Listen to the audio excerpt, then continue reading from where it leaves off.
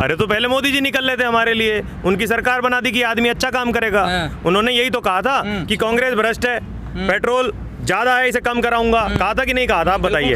खूब चिल्ला चिल्ला के कहा था। और अभी आपको बता रहे थे चौधरी साहब कि भाई पहले वो चिल्ला चिल्ला के कहते थे कि गैस के सिलेंडर वो कंधे पे रख के आपने सब देखा आपने, राइट? तो अब वो नहीं बोल रहे ना, इसलिए तो जाएंगे। 2014 आज वो पहले की बात आप बता रहे, फिर 19 में कैसे चुन लिए गए? तो 19 में उससे ज्यादा, तो 19 में पुलवामा हुआ, आप और मैं क्यों भूल रहे हैं उसे? हर डेड बॉडी भेजी गई ना सब जगह, प्लान करके भेजी गई ना पुलवामा। इतनी भी बुद्धि नहीं आप लोग, नहीं ये क्या बैग गए कैसे? मतलब पुलवामा सर, इससे क्या मतलब आपका? तो क्यों नहीं है मतलब? कहाँ है उसके दोषी? कहाँ है? क्या पुलवामा के दोषी कहाँ है? जिम्मेदारी सरकार की होनी चाहिए ना। बिल्कुल है। सरकार को आप चुन रहे हो तो आप सवाल किससे कर रहे हो? तो उन्हीं से तो कर रहे थे सवाल। मतलब जिताने के बाद देखिए मैं कह रहा हूँ कि वादे झूठे हुए तभी तो लोग बहक जाते हैं। मैं आपको वादा करूँ कि मैं आपको 5 लाख रुपए दूंगा, मेरी सरकार बनवाओ। मैं आपको रोजगार दूंगा, मेरी सरकार बनवाओ। मैं आपको सुरक्षा दूंगा, मेरी सरकार बनवाओ। तो विश्वास किया ना हमने। तो जब मोदी जी ने 2014 में कहा, भाई एक बात बताओ 2 बार क्यों नहीं कर सकते? जब कांग्रेस पे हम 25 बार कर सकते हैं तो उन पे 2 बार क्यों नहीं कर सकते? तो फिर ठीक है ना, सही चल रहा है। लेकिन नहीं चल रहे ना। लेकिन जो वादे हुए थे, मैनिफेस्टो पढ़ी है तो आप तो ये हम फिर ये कैसे मान लें कि 22 में आप हटा दोगे, 24 में आप हटा दोगे? मानना तो आप तो कह रहे हैं कि हम इतनी बार बंगाल में हटाया ना हमने, बंगाल में हटाया ना हमने, ऐसे अब हम उत्तर प्रदेश में हटाएंगे। मध्य प्रदेश का किसान आपके साथ है ना? बिल्कुल साथ है। मध्य प्रदेश में अभी जो भाई इलेक्शन उनमें तो हरियाणा का भी जिक्र कर लो। हाँ बता रहा हूँ मैं, होना तो सबका चाहिए ना। तो हरियाणा का भी जिक्र कर लो। सब में होना चाहिए ना। फिर हरियाणा ही क्यों? हरियाणा का किसान समझदार है, मध्य प्रदेश का समझदार नहीं है। देखिए इस समय आप ये समझिए कि उनके इलेक्शंस में क्या कैलकुलेशन रही होगी, क्या इक्वेशन वहाँ रही होगी, वहाँ नहीं पता। परेशानी सब एक जगह है कि नहीं है? हम तो अपने आंदोलन को देख रहे हैं। बिल्कुल परेशान है तो हर एक स्टेट का किसान परेशान। अब पता नहीं वो सदर सीटें तो नहीं है, वो सदर सीटें तो नहीं है शहर की जहाँ किसानों के वोट कम हो। क्या आपने एनालिसिस किया हो तो बताइए। हाँ, महंगाई तो हर जगह है ना, शहर में भी होगी। बिल्कुल है, महंगाई से परेशान है। बिल्कुल महंगाई उनके समझ में नहीं आ रही। आप ये कहना चाह रहे हैं कि महंगाई से परेशान नहीं है लोग? मैं तो कहना चाह रहा हूँ परेशान है, तो फिर समझ में क्यों नहीं आ रही? हाँ तो ये तो उन लोगों को देखना जिनके समझ में नहीं आ रही। पर यहाँ जब हम खड़े हैं, यहाँ जब गाजीपुर बॉर्डर पे आप खड़े हो, भाई साहब बहुत परेशान है लोग। आप समझो, आप कहो तो अपनी माता जी को फोन मिला लो, वो ज्यादा बढ़िया बताएंगे आपको। मेरी किचन का जो खर्च है भैया पूरा बात होने दो। आप माता जी को फोन मिलाओ, स्पीकर ऑन करो। हैं, मैं बड़े विश्वास से कह रहा हूँ, उन्हें नहीं जानता, मैं आपकी माता जी से कभी नहीं मिला। आप स्पीकर ऑन करो और आप सीधा पूछो कि भाई कैसा चल रहा है, आपकी किचन के पैसे खर्चे के कितने बढ़ गए। तो एक आम आदमी पे आइए। मेरी बात सुनिए, जैसे आप गाँव में महंगाई, मैं खुद ऑन रिकॉर्ड में ये बात कह रहा हूँ, महंगाई है। लेकिन अभी आपने एक उदाहरण दिया, वो ये था कि जब हम कांग्रेस को झेल सकते हैं इतने साल तक, तो हम इन्हें क्यों नहीं झेल सकते? तो फिर दिक्कत कहाँ आ रही है? नहीं, दिक्कत यही ये चीज तो गलत है। मतलब एक इंसान अगर गलत कर रहा है, आप यही जस्टिफाई नहीं कर सकते। देखो गलत को गलत से जस्टिफाई नहीं करेंगे ना। आप ये नहीं कह सकते कि दूसरी बात कोई सरकार आ गई। कर रहे हैं जस्टिफाई, आपने कांग्रेस का उदाहरण दिया, आप शब्द वो गलत थी, तब ना लोगों ने उन्हें हटा दिया। पूरी बात नहीं सुन रहे ना, उससे पहले डाल दिया आपने बात अपनी। नहीं, पूरी बात सुनी मैंने। हाँ तो मैं यही कहना चाह रहा हूँ कि अगर मान लीजिए दोबारा गवर्नमेंट आ गई 19 में आ गई ना, उससे पहले कृषि कानून तो आए नहीं थे, उससे पहले पब्लिक खड़ी तो हुई नहीं थी। उससे पहले 19 के बाद सारे ऐसे मुद्दे थे सर, जिन मुद्दों को लेकर 2014 में सरकार बनी थी और आम आदमी लेकिन कभी प्लेटफॉर्म पे नहीं आया था। 19 से पहले आम आदमी प्लेटफॉर्म में नहीं था, केवल विपक्ष जो है वो काम करता था। 19 के बाद आम आदमी आया है निकल के। आम आदमी कह रहा है मेरे साथ प्रॉब्लम है, और उस आम आदमी में चूंकि मेरी 75% जनता गांवों से आती है तो किसान निकल के आया है। 19 के बाद के जो नतीजे होंगे और पहले जो नतीजे थे, जमीन आसमान का अंतर आप देख रहे हैं और देखेंगे। 2015 में, 2018 में, इन सारी जगहों पे 2015 में आदिवासी बहुत सारी संख्या में। 15 की तो बात ही नहीं हो रही, बात तो यहाँ हो रही है ना। नहीं, किसान आंदोलन की बीच की बात कर रहे हैं ना आप। मैंने कहा 2019 के इलेक्शन के बाद किसान आंदोलन शुरू हुआ। उससे पहले आपने कहा कि सड़कों पे नहीं आए। हाँ तो वो मैं बता रहा हूँ ना, 2015 तो 19 से पहले हुआ ना। जी। वहाँ पर आदिवासी आए, आपको पता नहीं चला? बिल्कुल पता चला। तो फिर तो वो आम व्यक्ति नहीं है, उनकी भी तो कोई परेशानी आप समझिए। मुस्लिम आए सड़कों पर, फिर 3 महीने आंदोलन चला। सीए की बात कर रहे हैं? हाँ तो क्यों नहीं आए? बिल्कुल आए। वो भी तो आम ही आदमी थे या वो भी कुछ और थे? नहीं, आम आदमी थे वो भी परेशान थे ना सरकार। हाँ आप कह रहे तो उतनी जनसंख्या। देख बात बताओ आप, कभी भी किसी सरकार को हटाने के लिए एक वोट परसेंटेज शेयर चाहिए होगी ना। वही वोट परसेंटेज शेयर तो तैयार हो रहा है। किसान हटा देंगे, आप देखेंगे फिर से 250-300 कह रहे हैं तो आप जरूर देखें। आप 250-300 कहने की भाई कह रहे हैं ना आप 250-300 आपको लगता है 250-300 किसान है इसके पीछे शामली से क्यों आपको लगता है ना 250-300 है मुजफ्फरनगर आप कोट कर लीजिए आज का ये जो आपका इंटरव्यू है आप 250-300 कह रहे हैं ना यही जो प्रेस और भाषा है सरकार की इसी भाषा का जवाब किसान देगा आप देखेंगे कोट करिए आज की डेट रखिए याद सर 250 कह रहे हैं ना अभी जिला पंचायत चुनाव हुए मुजफ्फरनगर किसानों की राजधानी कहा जाता है कि कैस साहब का वहाँ से मुजफ्फरनगर से आता है। हाँ बिल्कुल भारतीय किसान यूनियन का जिला अध्यक्ष मुजफ्फरनगर का जिला पंचायत का चुनाव हार गया हाँ और बीजेपी का जीत गया। देखिए आप बात समझिए जिला पंचायत एक मिनट ये देंगे देखिए अभी ईमानदारी से बात करेंगे तो सब जवाब मिलेंगे मुजफ्फरनगर शामली बागपत मैं आपको तीनों जिलों का उदाहरण देता हूँ जिला पंचायत अध्यक्ष के इलेक्शन का। बागपत से शुरू कर लेते हैं। बागपत में 14 वर्सेस 4 थे। वहाँ पर जो महिला थी हमारी जिसने नॉमिनेशन किया राष्ट्रीय लोकदल पार्टी से उस महिला के खिलाफ एक उसी नाम की महिला बना के भारतीय जनता पार्टी ने कपड़े पहना के 3 महिलाओं को उस महिला ने प्रूव कर दिया कि मैं वही महिला हूँ जो कि उस वक्त वहाँ थी नहीं जिसने बाद में प्रूव किया कि वो राजस्थान में थी और उन्होंने नॉमिनेशन अपना कैंडिडेचर वापस ले लिया और डीएम साहब ने वो वापस दे दिया। तो क्या आप भरोसा करेंगे सरकार पे? एक चीज आप मानते हैं आप पहले यहीं रहिए जल्दी क्या है चलने की? नहीं ठीक है आप यहीं रहिए। आप ये करेंगे धोखेधड़ी से जीता हमने मान लिया। अब आप करोगे क्या ये बताओ आपका कैंडिडेचर मैं एक्स भाई को बुला के कह दूं आपका नाम क्या है? आकिल है आकिल। तो आकिल साहब मैं ये कह दूं कि आकिल आए थे नॉमिनेशन वापस ले गए आपका तो खत्म हो गया गेम भाई साहब। आत्महत्या करने के अलावा कोई रास्ता नहीं था उसके पास। ठीक है आपने आरोप उस महिला आरोप नहीं लगाया ये तो सिद्ध है डीएम साहब के हाथ से हुआ है तो भाई आरोप नहीं लगाया ये तो सिद्ध है। चलिए ठीक है न्यूज़पेपर में छप गई नॉमिनेशन वापस लिया गया सिद्ध है। मेरा सवाल अब ये है जो आप ये कह रहे हैं तो लोकतंत्र का जो मुजफ्फरनगर हो चाहे शामली हो या जो भी एरिया हो जी जब बात उधर से जब वो सगुफा छोड़ा जाता है ना हिंदू मुस्लिम का तो आपके मुद्दे गायब हो जाते हैं। नहीं ऐसा नहीं है हुआ है चुनाव ऐसा नहीं इस बात को आपको मानना पड़ेगा। अगर ये मुद्दे गायब हो जाते अखिल भाई तो फिर से बागपत का उदाहरण देता हूँ।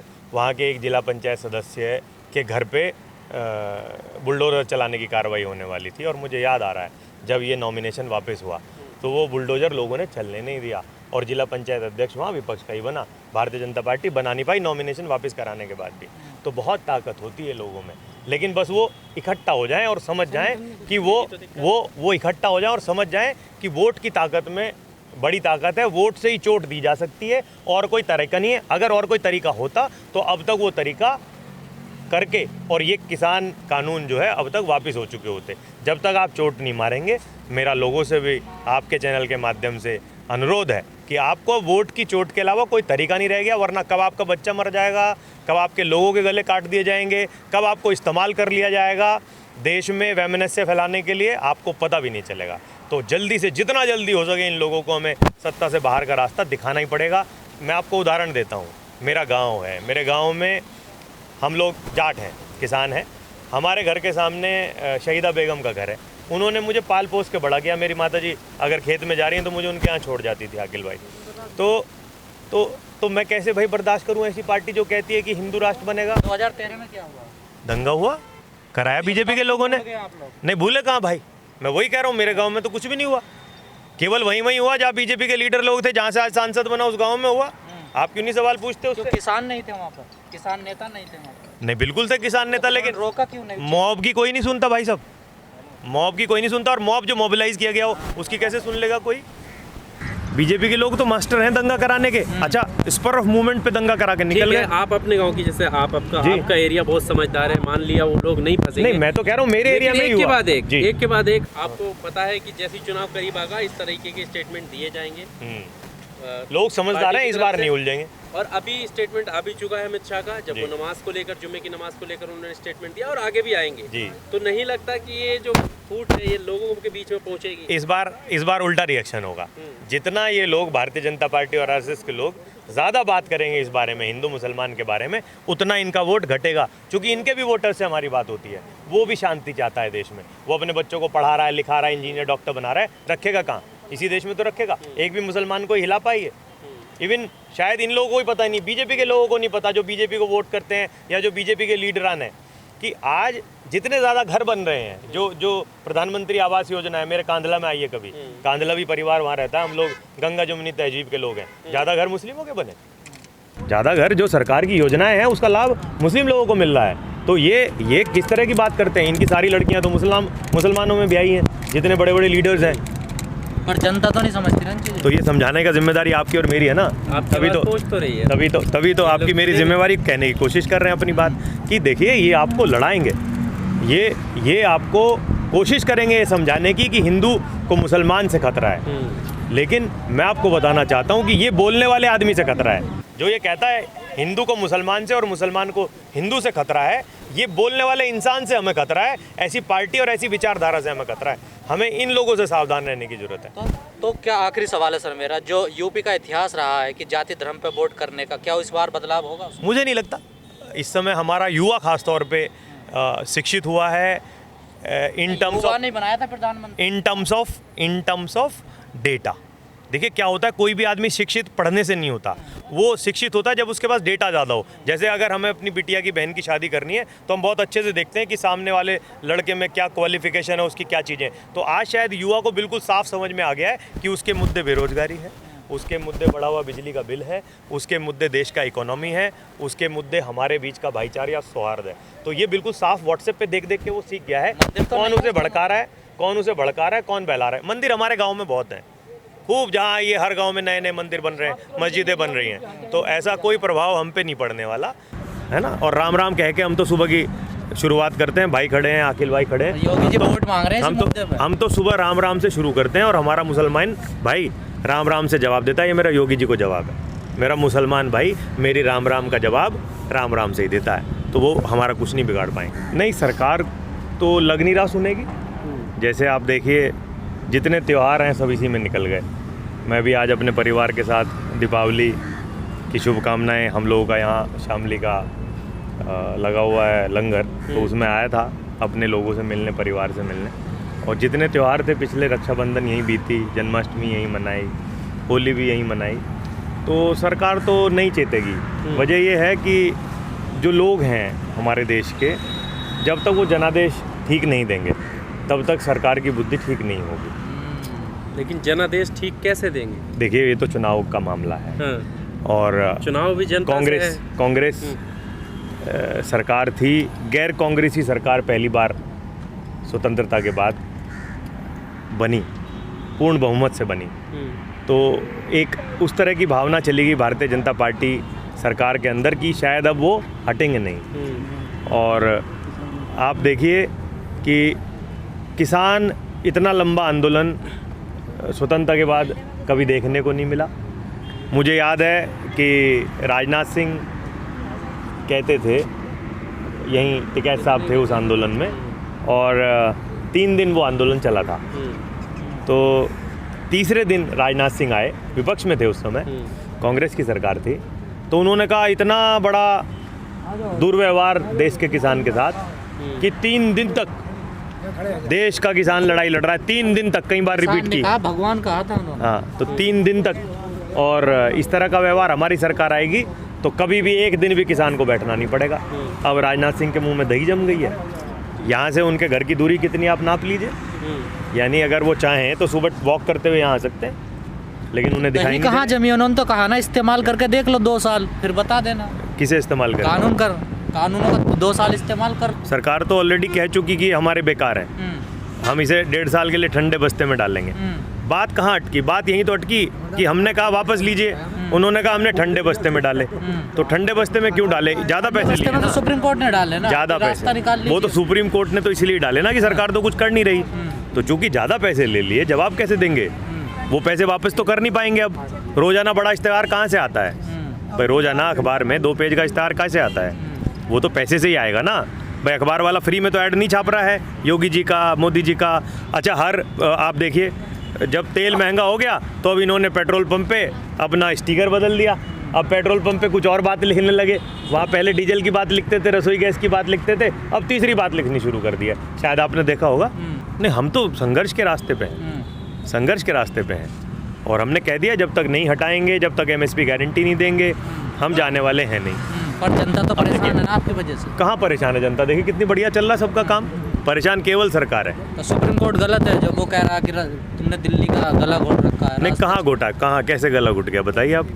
ये सुप्रीम कोर्ट भाई हमारे सरकार देखिए हमारे एंड पे तो कहीं भी बैरिकेड नहीं लगाए गए थे ना, हम तो जा रहे थे अपना कर लेते अपना काम। पहले भी तो आंदोलन हुए देश में, तो वो तो सभी ने देखा। देखो वो कोई नई बात नहीं है। अगर पहले आप आए थे आंदोलन करने पहले दिन, तब तो बैरिकेड लगे हुए नहीं थे, आप आगे से लौट के आए यहीं बैठने के लिए। अच्छा वापस आए हम ना? आपकी जानकारी दुरुस्त नहीं है फिर। मैं सर पहले दिन यहीं था। तो फिर क्या, कहाँ से वापस लौट गए? कहाँ से वापस लौट गए? गाजीपुर के हमने गड्ढा खोदा वहाँ वापस लौट गए। जब पंजाब से किसान आ रहे तो गड्ढे खुद ही खोद लिए उन्होंने, या खट्टर साहब ने खोदे गड्ढे? हमने खाया। बताओ आप तो जा सकते थे ना। अरे तो यहाँ आप कह रहे हैं आप यहीं थे, यहीं थे आप कह रहे हैं, तो यहाँ पुलिस ने रोका नहीं? कहाँ रोका? आप लोग रुके नहीं, चले गए थे आगे। अरे कैसी बात कर रहे हैं आप जानकारी दुरुस्त कर लीजिए अपनी। वीडियो दिखाऊं सर? बिल्कुल दिखाइए आप ऐसी वीडियो, ये तो दिखा देनी चाहिए थी। आप 10 महीने से क्या कर रहे हैं? 26 तारीख की वीडियो देख लीजिए। 26 जनवरी? नहीं 26 नवंबर की वीडियो। तो 26 नवंबर की वीडियो आप देख लीजिए। जो पहले दिन आप तो पुलिस रोक नहीं रही थी, फिर हम क्यों वापस आ गए? पुलिस से रुकते कहाँ हैं आप लोग? अच्छा क्यों, पहले कैसी बात कर रहे हैं आप? तो अब कैसे रुके हम? कैसे रुके आप? 26 जनवरी को रुके पुलिस से? बिल्कुल रुके, जिधर पुलिस ने चाहा वहीं चले गए। लाल किला का रास्ता दिया था वहीं पहुंच गए। पुलिस ने लाल किला बिल्कुल वहीं का दिया था। कहाँ था सर लाल किला? सर आप तो पत्रकार हैं, आप कैसी बात कर रहे हैं? आप कैसी बात कर रहे हैं? पुलिस ने दिया लाल किले का रास्ता। और क्या भाई, जिधर वो चाह रहे थे उधर तो भीड़ चली गई। ठीक है साहब तो बहुत पीछे थे भाई, जहाँ रास्ता दिया गया वो तो वहीं चले गए ना। सर आपकी जानकारी के लिए बता दूं, एक बैरिकेडिंग यहाँ लग रही थी आपके आंदोलन से निकलते ही। एक अक्षरधाम के जो ब्रिज है, सेतु, एक उसके नीचे बैरिकेडिंग लगी हुई। 2 घंटे तक वहाँ पर गोलाबारी हुई, आपको पता होगा। मैं ये कह रहा हूँ क्यों हुई गोलाबारी, आवश्यकता क्या? पुलिस रोक रही थी, गलत रास्ते पे जा रहे हैं आप। क्यों रोक रही थी पुलिस? पुलिस कह रही गलत रास्ते पे। तो रास्ता दिया नहीं गया ना पहले से? दिया था आपको, यहाँ घूम के पीछे करना था आपको परेड। कहाँ घूम के पीछे? इसी रोड पे आना था। तो फेस किधर था लोगों का? आगे सर उसने रूट दिया ना आपको। अरे तो गाजीपुर अंडरपास से दिया आपको। तो जब रूट दिया तो लोग कैसे पहुंच गए उधर? फेस कैसे हो गया? तो वही तो आप रुके ही नहीं ना, आप जबरदस्ती कर रहे थे। अरे भाई तो पीछे जब 2.5 लाख, एक मिनट पीछे जब 2.5 लाख ट्रैक्टर रहेगा, अब ये मिसमैनेजमेंट किसका? हमारे आंदोलन को भटकाना चाहते थे और उसी के अकॉर्डिंग उन्होंने ऐसा रास्ता बनाया था कि हमारे किसान भटक के और लाल किले की तरफ पहुंच जाए। ऐसा नहीं, देखिए आपके नेता क्या कर रहे थे? हमारे नेता नहीं, सरकार ने जो रूट हमें दिया था वही भटकाने वाला दिया था।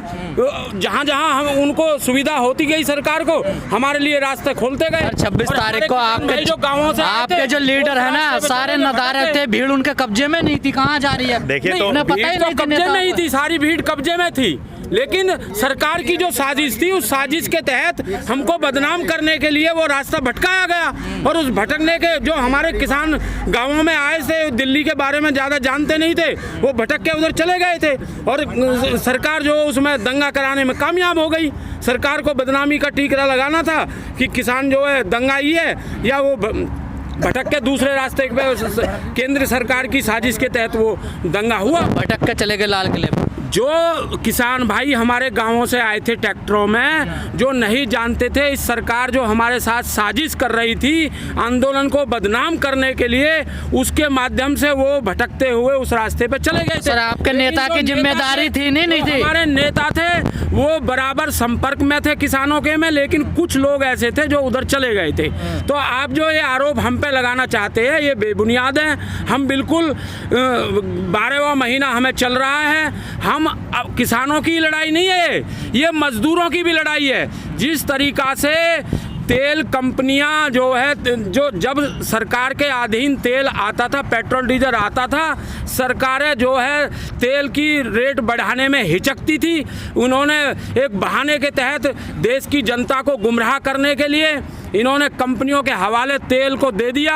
और आज वही कंपनी जिसको ये कहते थे सभाओं में कि तेल कम हुआ कि नहीं हुआ, पेट्रोल डीजल के रेट कम हुए कि नहीं हुए, आज ये एक शब्द नहीं बोलते क्योंकि कंपनियों के हाथ में चला गया तेल। इसीलिए ये तीनों कानून जो है, जो काले कानून हैं, ये कृषि जो बची हुई है इसको ये कंपनियों के हाथ में देना चाहते हैं। और कंपनियों के हवाले जिस दिन ये कृषि कंपनियों के हवाले हो जाएगी, गरीब और मजदूर को जो आटा आज 20-25 रुपए किलो मिल रहा है, वही आटा 50 रुपए मिलने लगेगा। और गरीब तेल खरीद रहे हैं ना लोग, तेल खरीद रहे हैं मजबूरी में। विरोध क्यों नहीं कर रहे फिर? विरोध मैं बता रहा हूँ 2024 में 2022 में जो उत्तर प्रदेश में जो सरकार जो चुनाव होने वाला विधानसभा में, इसमें देख लेना महंगाई का विरोध जन जन तक पहुंच गया है। हर आदमी तेल गिरवाना मजबूरी में। चुनाव में होगा विरोध, अभी नहीं होगा जब आप झेल रही है। देखिए जो आपने कहा कि विरोध नहीं हो रहा, तो विरोध तो जनता जो है लोकतांत्रिक तरीका से जो है अपना मत के अनुसार विरोध करेगी। अब विरोध कहाँ करे? तो ये लोग विरोध तरीका नहीं है ये जो आंदोलन कर रहे हैं।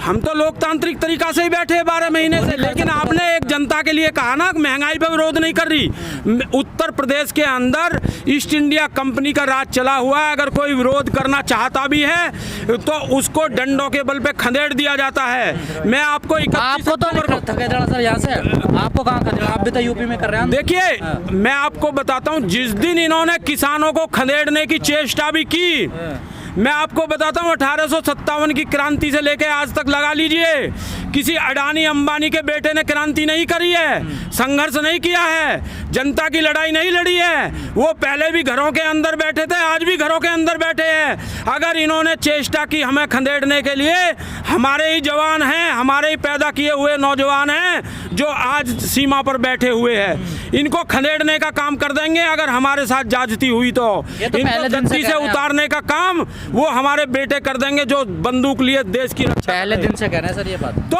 इसी 1 साल हो गया कहते 1 साल की इनकी हिम्मत हुई हमें खदेड़ने के लिए, इनकी हिम्मत हुई।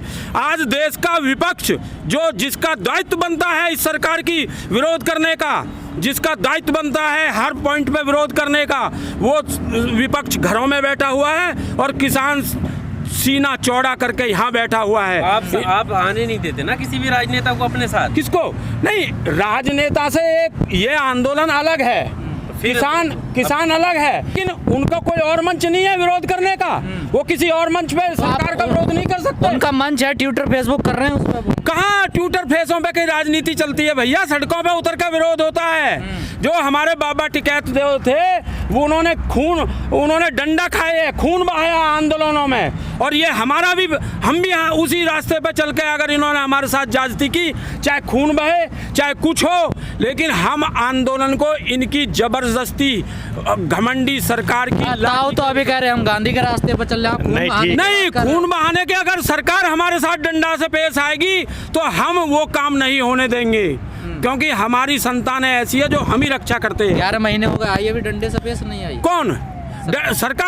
सरकार में हिम्मत नहीं कि वो किसानों पे डंडा चला दे, वो हिम्मत नहीं कि हमें वो खदेड़ दे, क्योंकि हम यहाँ पूरी ईमानदारी से, हम कोई राजनीतिक दल नहीं है, हम सरकार बनाने के लिए काम नहीं कर रहे हैं, हम गरीब जनता, मजदूर और किसान की आवाज़ उठाने के लिए यहाँ बैठे हैं। देखिए मैं आपको बताऊं, कई देशों ने ये फॉर्मूला लागू किया था, विदेशों में कई देशों ने फॉर्मूला लागू किया था, ये कानून सबके सब फेल हुए वहाँ पे, अर्थव्यवस्था वहाँ की चौपट हो गई है। हमारे भारतवर्ष में आपको मैं बताना चाहता हूँ भैया, एक किसान जो 2 एकड़ का किसान है उसके पास 10 परिवारों का पेट पलता है। आपको क्यों लग रही है जमीन चली जाएगी हमारे? जमीन, अरे इनके कानूनों में भैया इतनी बड़ी साजिश है। ये कानून क्या कहते हैं, इन कानूनों को आप गौर करके देखिए। ये जो इन्होंने 2 कानून जो एक दूसरे के पूरक है, ये ऐसे कानून बनाए हैं कि एक कानून में ये भंडारण करेंगे और दूसरे कानून के तहत उसी भंडारण को ये जहां महंगा होगा वहां बेचेंगे। तीसरा कानून, महंगाई तो अब भी ना रुक रही आपसे, तो महंगाई हम जिम्मेदार हैं, महंगाई सरकार, हमारा काम थोड़ी है, रेगुलेटरी बॉडी है उसके लिए, देश में संस्थाएं हैं उसके लिए। तो हर चीज भाई उसके नहीं, हम क्यों लेते ठेका? हम तो देखिए, आप समझिए, कंपनी प्राइवेट, तो भाई फर्क पड़ रहा है ना हम पे। मेरा ट्रैक्टर में डीजल डल रहा है ना, मुझे दुख है तो बोलूं नहीं, आपको क्यों परेशानी है? आप तो पत्रकार हैं, आपको तो ये पिछले 10 महीने से फर्क पड़ा है, पहले से फर्क पड़ा सर? आपका सवाल क्या है? ये फर्क अभी पड़ा आपसे, पहले पे पड़ा था? हमेशा से पड़ता है महंगाई पे फर्क। पहले तो आपने नहीं सड़कों पे